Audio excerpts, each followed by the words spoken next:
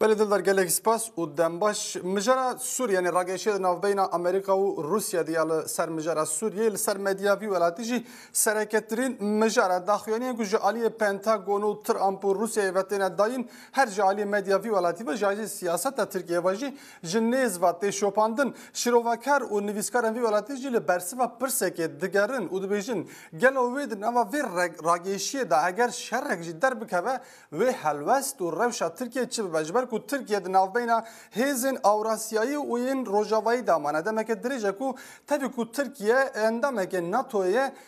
بری خدای روسیه سر هیزا اوراسیایی او یکجی د دما هیدا دکه کو او پرس به برس بمینه لالیدن دوی دمیدا کو او راگیشی لسر روی جهان بلاف د بعد ناوبینا ترکیه و روسیه داجی هن ناکوکی درد کفن وقت زنین وزیر کار در و روسیه لاورو دابو زانین کو دوی ترکیه افرین دست رژیم سوریه بکه لسر و یکی دو سرکومان وی ولاتی رجب طایب اردوغان جی داخیونی یک دا اوهنه کی به زمانه کی تند جی گوت کو او تشتی کو ام دزانه یعنی بریار افرینی به دست مدابه ام بزانبن بکا ام افرین رادستی کی بکن یانجی نکن ام زانن لی نه لاورو او نه کاری لاورو لالی دن لسر مدیا ترکیه ایرو مجارک دن یا کف جارک دن لمانشتان ودگره مجرا فتح الله گلن یعنی اپراسیونی که بسرناو فتح یتنه دوام کردن لترکیه او مجر دمک درج روجا و ترکیه داگر کربو لپشتی که اپراسیون افرین دست بکر او نکیش روجا و در کتبو جنوبا روجا و فتح الله گلن جاره کردن لسر روجا و ترکیه پیدا دبن ام برای خوابدن مانشتین روزنامه ام بیکالستر راگشیا سوریه اوانا چه دبیجن روزنامه یعنی شفاق یک جوان روزنامه نه که مانشت آخه لسر قیران سوریه دانیه دبیجه برای خواه دان شر او روزنامه دبیجه لروجلات بهرا سپی راگیشی برستر دبد دبیجه امریکا یکو فرانسا و بریتانیا جی دانا جم خواه داخلیانی وی که دیدن که او حساب چکین کیمیاوی بپرسن و آمده کاریا ایریش الهمبری سوریه دکن دبیجه پشتی که کشتین امریکا برف به سوریه برکتن این فرانسا و انگلترا جی بریتانیا جی برای خودانه پراوین سوریه دبیده همان دمیده روسیه جی کشتین خوین شری این کلو در دور قبرس راوستیا بون برای خواه و گوستنه با همان حرمی روزنامه ستار جدی سرسر و مجاره مانشت خوددانیه او جی دبیجه حساب وان جدای لی قربانی یکن دبیجه لهمبری راگشیا لسر آخا سوریه به بهانه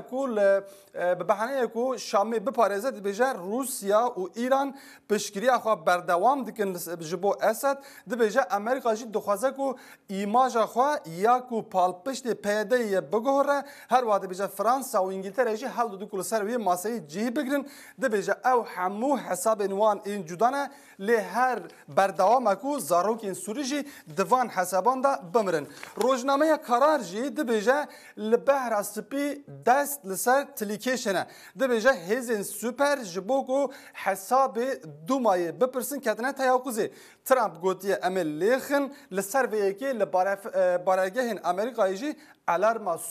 سور هاتیه داین هر وها موسکو واجی جبوکو شامی بپارزه بارگهن خواهن لوی حرمی خستنه تیاقوزی روزنامه واتان جی دی سالسروی راگیشی مانشت خوددانیه اوج دبیجه لهمبری اسد اپراسیونه که سیقولی دبیجه پشتی کوچکین کیمیاوی لسوریه هاتن بکارانین امریکایی دستریوره که یعنی کشتیه که شری برف پراوین سوریه و شاندیه دبی انگلتره یا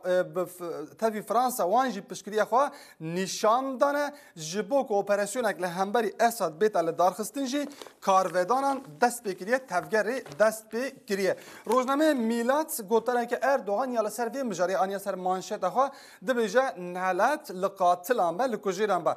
اردوغان دو گوتره خواه دو دا گوتو بو کی دبه بلا ببه اوین کو لگوتا یا روژلات چکین کیمیوی بکار آنینه دوی بردیله که گران بدن هر وها اردوغان گوتیه لسر مثلا افرین جی گوتیه چارنوس افرینی ام دزانن ام زانبن کو ام افرینی رادستی که بکن لی نه لاوروف روزنامه یعنی آسیا جی دی سال سر و مجاری مانشت خدانیه دبیجه او دولابا العراق دویل سوریه جی دوباره نبر روزنامه دبیجه دمکو شر عراق دست پیکر